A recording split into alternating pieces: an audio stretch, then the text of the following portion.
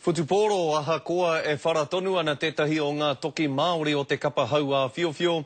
Tērā te whakapae kua ora ake anō tētahi atu toki ki te āwhina i te kapa, ki te hupane me te kaupane ake i te rua kumara. I hinga ngā ua hau a whiowhio i te kapa Bulls o Afrika ki te tonga i tā rā horoi nei.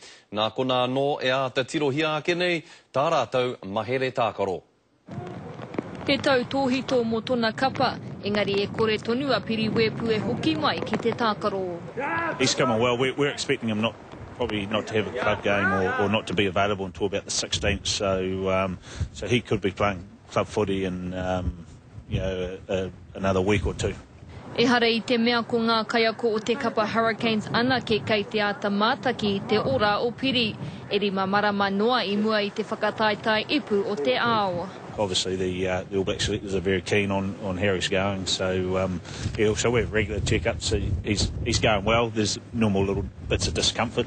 Engari anō mō Aaron Cruden, ahakua kua rua wiki ia e noho ana ki te pai hihiri.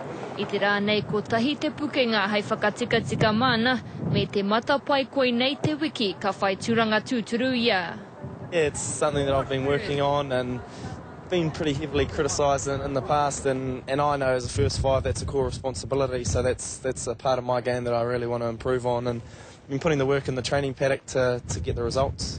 E hara mā te takitahi, engari mā te takitinike, koirā e piritahi ai te kapa Hurricanes kia āta whakangungu, whakapakari anō i ngā ngoi koretanga mo te tākaro ki te kapa Brumbies. You can't take them lightly. Coming this week, playing against them, they'll be a different team. They'll be up for it, and we just have to make sure we're ready for the task ahead. Ahakoa kei te ngoi kore tonu te haere o te kapa Brumbies, e hi kaka ana a Aaron Cruden ki te wero atu ki te toki uahi Tereiria, a Matt Giteau.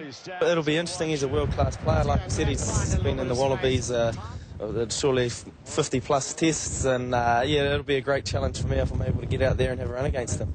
I nā nei ko tahi te huarahi hei whainga mā te kapa, kia ara ke anō. Irina Smith, Te Karere.